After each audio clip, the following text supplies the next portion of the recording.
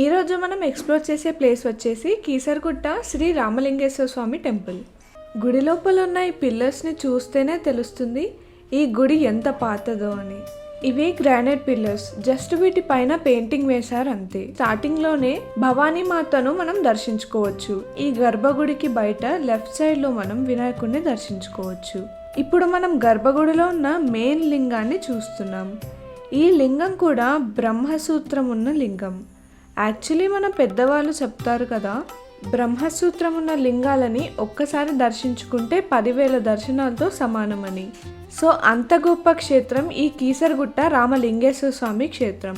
గర్భగుడికి బయట రైట్ సైడ్లో మనం కుమారస్వామిని దర్శించుకోవచ్చు. దర్శనం చేసుకొని బయటికి వెళ్తుంటే మనకి ఇక్కడ లెఫ్ట్ సైడ్లో శివదుర్గ అమ్మవారిని మనం దర్శించుకోవచ్చు. ఇక్కడ ఈ టెంపుల్ స్టోరీని మొత్తం రాతి మీద చెక్కి ఉంచారు.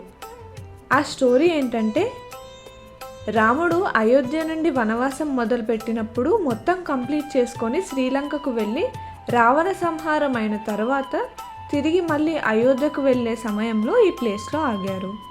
అప్పుడు వాళ్ళు ఇక్కడ ఈ గుట్టను ఇదంతా చూసి వాళ్ళకి ఇక్కడ ఒక శివలింగాన్ని ప్రతిష్ఠించాలి, శివుడికి ఇక్కడ పూజలు జరగాలని అనిపించింది.